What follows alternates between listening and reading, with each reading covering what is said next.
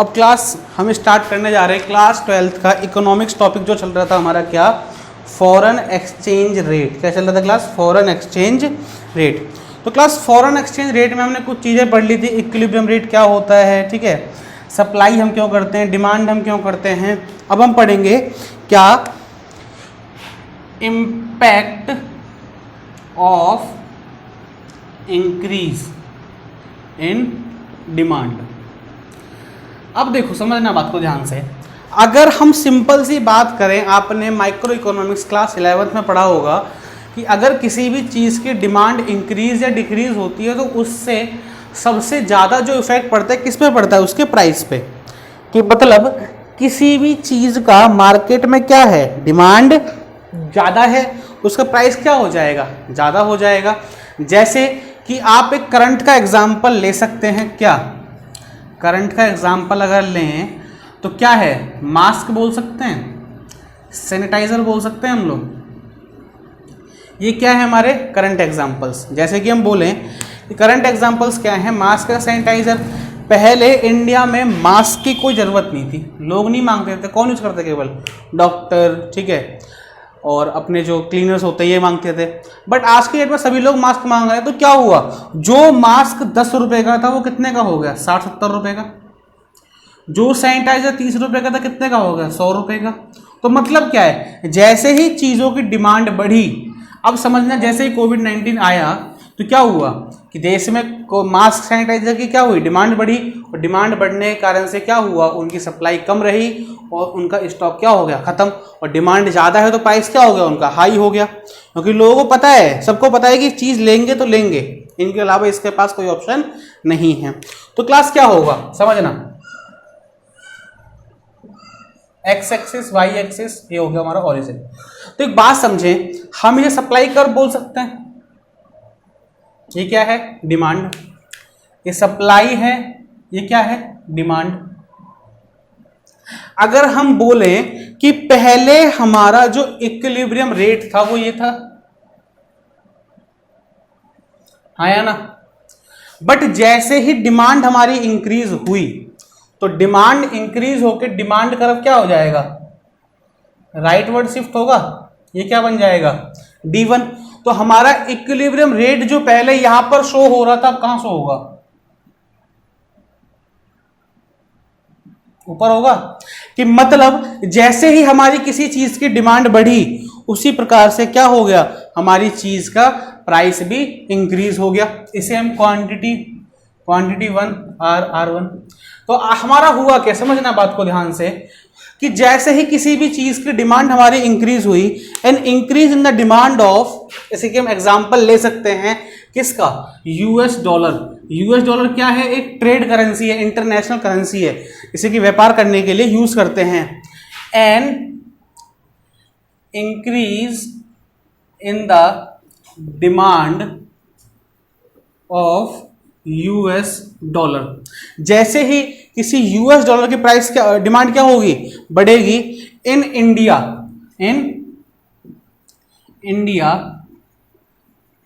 Will shift the demand curve. Demand curve क्या हो जाएगा, शिफ्ट हो जाएगा इन राइट साइड, सीधे हाथ की तरफ क्या हो जाएगा, डिमांड कर्व हमारा इंक्रीज हो जाएगा। वही तो हमने करा कि हमारा जो डिमांड कर्व है, जैसे ही किसी भी चीज की डिमांड बढ़ी तो डिमांड कर्व क्या हो गया, हमारा राइट साइड क्या हो गया, जब बढ़ गया। कहां से बढ़ा, इन द फिगर। कैसे बढ़ा क्लास, पहले कहां था, पहले था क्लास, इसे हम हाँ OR था पहले, मतलब यहां से यहां तक प्राइस था हमारा। कि लेट्स सपोज यहां पर मान लो 10, 20, 30, 40, 50। तो पहले हमारा प्राइस क्या था, OR था, मतलब जहां 40 था तो कहां हो गया, OR1 पर। कि मतलब जैसे ही किसी भी चीज की डिमांड इंक्रीज हुई तो प्राइस क्या हो गया, साथ साथ उसका इंक्रीज हो गया, ठीक है। मतलब that is more rupees of notes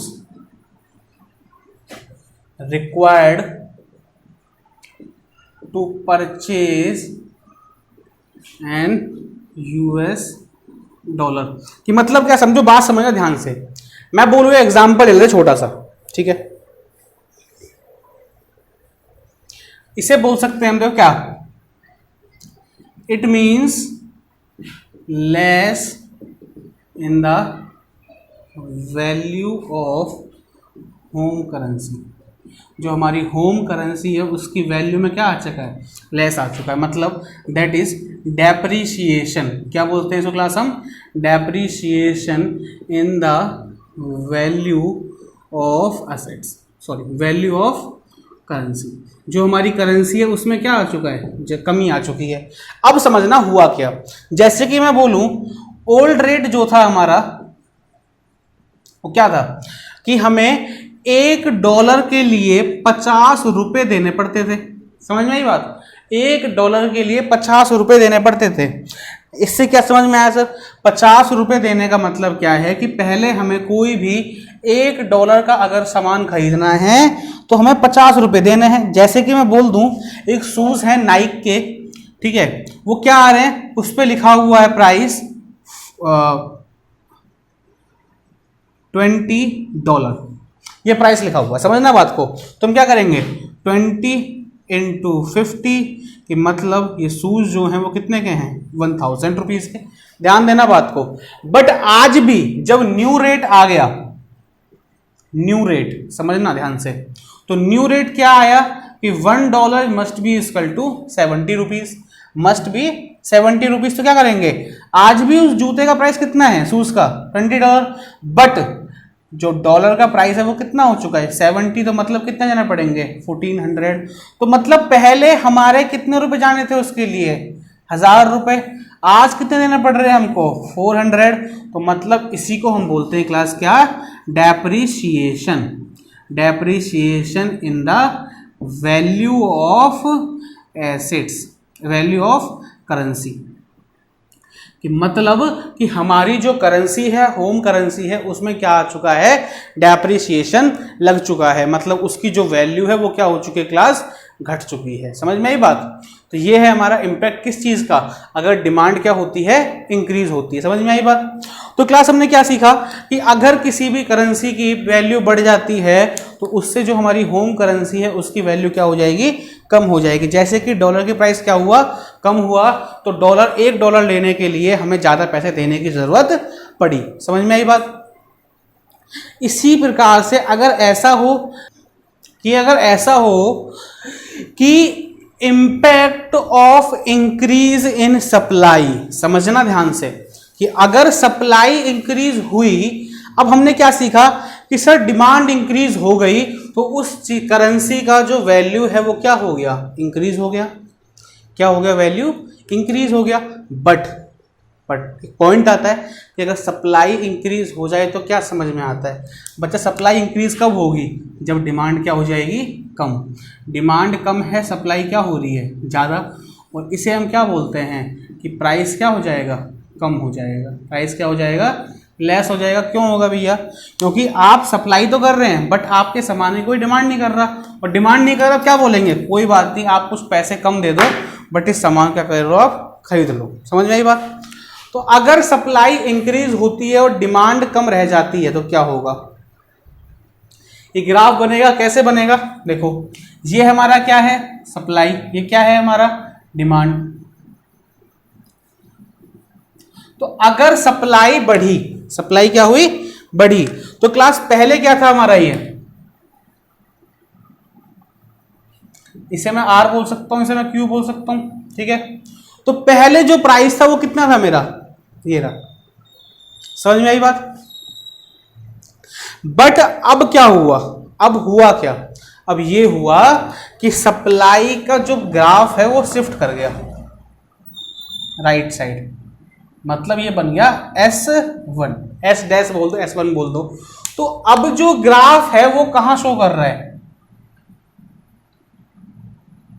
पहले हमारा इक्विलिब्रियम लेवल ये था प्राइस का, अब इक्विलिब्रियम लेवल क्या है, ये है।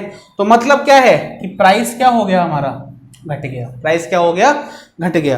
क्यों? क्योंकि आप सप्लाई क्या कर रहे हैं, ज्यादा कर रहे हैं। An increase in supply of US dollar as compare in demand. अगर हम डिमांड के कंपैरिजन में देखें तो सप्लाई क्या हो रही है, ज्यादा हो रही है।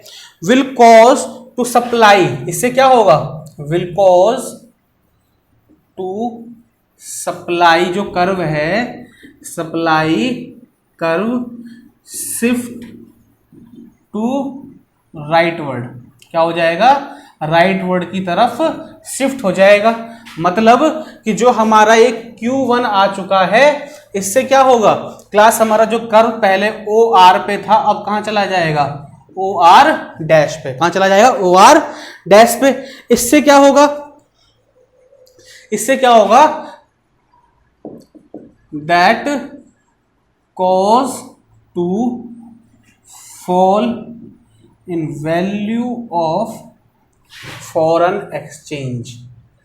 फॉरेन एक्सचेंज, जो फॉरेन एक्सचेंज की जो वैल्यू है आपकी, उसमें क्या आ जाएगा क्लास, कमी आ जाएगी। ठीक है, और इसको हम क्या बोलते हैं क्लास, इसको हम बोलते हैं appreciation. Appreciation in the value of home currency. जो हमारी होम करेंसी है जिसे हम क्या बोलते हैं, इंडियन रुपीस। क्या बोलते हैं, इंडियन रुपीस। तो इसमें क्या हो जाएगा क्लास, एप्रिसिएशन हो जाएगा। क्यों? क्योंकि समझना बात को, पहले हमें एक यूएस डॉलर लेने के लिए कितने रुपए देने पड़ते थे, 50 रुपए। कि मतलब जो नाइक के शूज हमने एग्जाम्पल लिया था वो $20 के हिसाब से 50 रुपए के हिसाब से कितने मिलते थे हमें, 1000 रुपए के। बट अब क्या हुआ, जैसे ही जो यूएस डॉलर है उसमें जब कमी आई, 30 रुपीज़ का जब हो गया, तो वही शूज हमें $20 कितने मिलेंगे अब, 600 रुपीज़ में। समझ में आई बात? अब ये बात, इसे बोलते हैं क्लास हम appreciation in the fall in the value of, appreciation in the value of home currency. जो हमारी होम करेंसी है उसकी वैल्यू में क्या आया क्लास, एप्रिसिएशन। समझ में आई बात? अब यहां तक हमारा ये पॉइंट रहा कि what is increase in supply. ठीक है, व्हाट इज अगर इम्पैक्ट डिमांड अगर बढ़ेगी तो हमारी होम करेंसी की जो वैल्यू है उसमें क्या आ जाएगा, डेप्रिसिएशन। अगर सप्लाई अगर बढ़ेगी तो क्या होगा, सप्लाई बढ़ने से हमारी जो होम करेंसी की जो वैल्यू है उसमें क्या आ जाएगा, एप्रिसिएशन। डिमांड से क्या आ जाता है क्लास, अब हमने सीखा क्या कि सारी चीज सीख ली। फॉरेन एक्सचेंज होता है क्या है, फॉरेन एक्सचेंज क्या है। अब इसमें बीच बीच में एक वर्ड आ रहा था, क्या class, foreign exchange market. Foreign exchange market, ये क्या होता है, फॉरेन एक्सचेंज मार्केट। अब ये क्या है, ठीक है। अब फॉरेन एक्सचेंज मार्केट क्या है, it is a market for foreign currency. It is a market of foreign currencies। ये क्या है, समझना बात को ध्यान से। ऐसी मार्केट है जहां पर आपको सारी फॉरेन करेंसी मिल जाएंगी। हेयर फॉरेन एक्सचेंज, यहां पे होता क्या है, here foreign exchange purchase and sale. यहां पर क्या होता है बच्चा कि जो फॉरेन एक्सचेंज होता है वो परचेज और सेल करा जाता है। जैसे कि हमारी ट्रेड मार्केट होती है, उसमें क्या होता है कि buying and selling of product and services, goods and services. जो हमारी ट्रेड मार्केट उसमें क्या करते हैं, हम लोग सामान को खरीदते और बेचते हैं। ऐसे क्या है फॉरेन एक्सचेंज मार्केट है, इसमें भी क्या होता है, इसमें होता है purchase and sale of foreign exchange. ठीक है, अगर हम बात करें फंक्शन क्या होते हैं इसके, function of foreign exchange market, जो हमारी फॉरेन एक्सचेंज मार्केट है, इसके फंक्शन क्या है, इसके कार्य क्या हैं। अब आप बताएं कार्य क्या है। पहला कार्य क्या है, इंटरनेशनल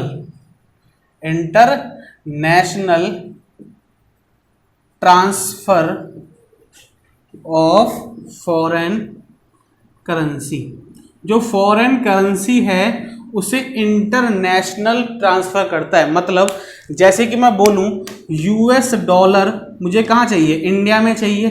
कहाँ चाहिए, इंडिया में, ठीक है। ये क्या है, सप्लायर है, और मुझे क्या है, इसकी नीड है। नीड मतलब मैं बोल सकता हूं मैं क्या हूं, बायर हूं। तो इस डॉलर को यहां तक पहुंचाने का काम कौन करता है क्लास, फॉरेन एक्सचेंज मार्केट। कि मतलब आपका जो फॉरेन एक्सचेंज है उसे इंटरनेशनल ट्रांसफर ये करता है।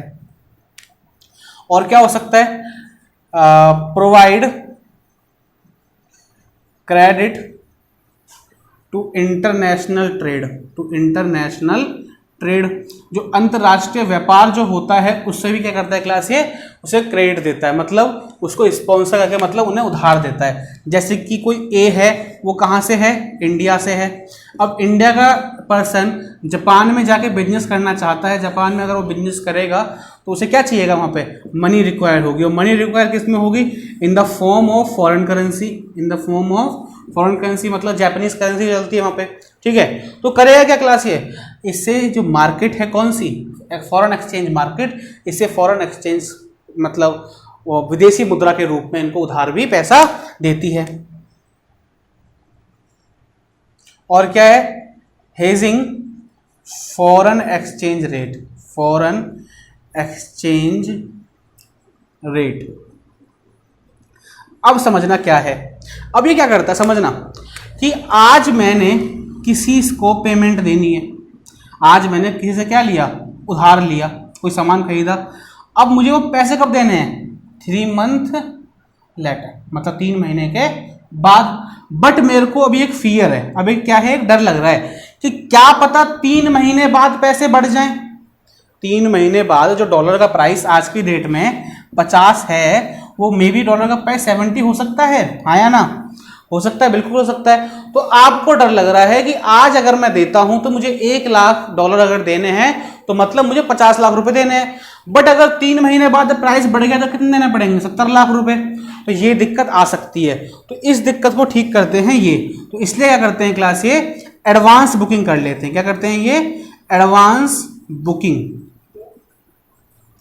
Of future payment, of future payment. जो आपको फ्यूचर में पेमेंट करनी है उसकी क्या कर लेते हैं क्लास, ये क्या करते हैं क्लास, उसकी कर लेते हैं ये एडवांस बुकिंग। कि आपको बाद में पैसा देना है, कोई बात नहीं, आपका पैसा हम अभी रख लेते हैं, आपका ये पैसा बाद में आपको इसी रेट पर मिल जाएगा। कि इन्होंने प्राइस क्या फिक्स कर लिया कि देखो भैया बाद में 70 हो सकता है, आज 50 है तो हम तुम्हें 50 में नहीं देंगे, 51-52 रुपये में फिक्स कर लो कि आपको बाद में 51-52 रुपये में पैसा डॉलर मिल जाएगा। समझ में आई बात।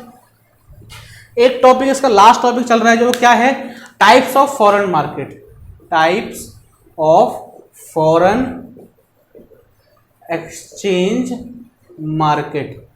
जो फॉरेन एक्सचेंज मार्केट है इसके कितने प्रकार हैं। तो पहला जो प्रकार है वो क्या है क्लास, स्पॉट मार्केट। क्या है, स्पॉट मार्केट। स्पॉट मार्केट का मतलब क्या है,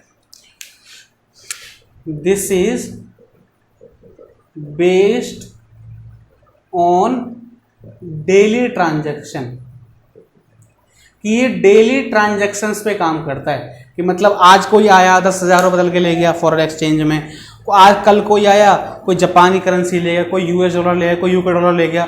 तो ऐसे ही काम करती है स्पॉट मार्केट, मतलब डे वाइज काम करती है, मतलब जो भी आएगा उसको पैसा दे देगा।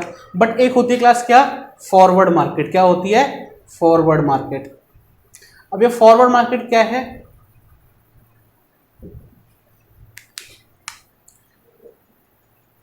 दिस इज बेस्ड, या फिर बोल दो work on future payments, future transactions बोल दो या फिर पेमेंट बोल दो। मतलब लंबे समय के लिए जो आपको ट्रांजैक्शन करनी है, लंबे समय के लिए कोई पेमेंट करनी है, तो उस पर क्या करते हैं क्लास, ये काम करती है कौन सी, फॉरवर्ड मार्केट। तो आज हमने क्या पढ़ा कि पहली चीज हमने पढ़ी कि इम्पैक्ट क्या होगा किस चीज का, कि अगर सब डिमांड बढ़ती है, और दूसरा क्या पढ़ा, इम्पैक्ट क्या होगा अगर सप्लाई बढ़ती है। अगर डिमांड बढ़ती है तो क्लास क्या होगा, डिमांड बढ़ने के कारण से उस चीज की प्राइस क्या हो जाएगा, इंक्रीज हो जाएगा।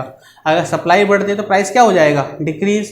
और डिमांड इंक्रीज होने से होम कंट्री की जो करेंसी है उसमें क्या लगेगा क्लास, डेप्रिसिएशन, और सप्लाई बढ़ने से क्या लगेगा क्लास, एप्रिसिएशन। और हमने क्या पढ़ा, फॉरेन एक्सचेंज मार्केट क्या होती है, it is a market of foreign currency, here foreign exchange purchase and sale, जहां पर क्या होता है, फॉरेन एक्सचेंज परचेज और सेल किए जाते हैं।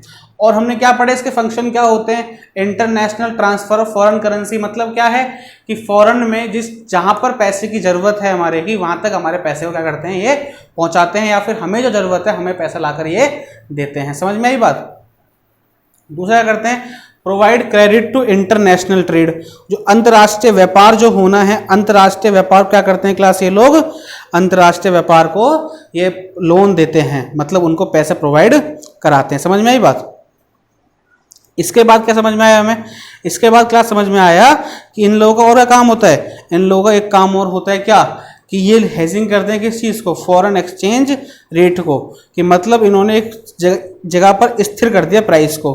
ऐसे किसी को आज पेमेंट करनी है 3 महीने बाद, ठीक है, उसे लग रहा है कि 3 महीने बाद इसका वैल्यू क्या हो जाएगी, बढ़ जाएगी, तो उसे इस चीज़ का डर है, तो उसने क्या करा, आज ही एक प्राइस को फिक्स करा लिया कि सर आप इससे ज़्यादा प्राइस मत बढ़ाना, इसी प्राइस में मेरे को 3 महीने बाद क्या चाहिए, पैसे चाहिए।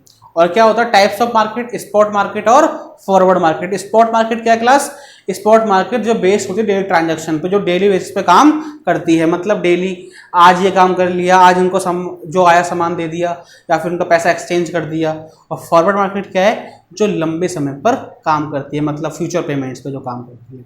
तो क्लास हमारा आज ये जो टॉपिक था फॉरेन एक्सचेंज रेट, ये क्या हो चुका है, खत्म हो चुका है। इसके आपको नोट्स बनाने हैं अपनी कॉपी में। समझ में आई बात।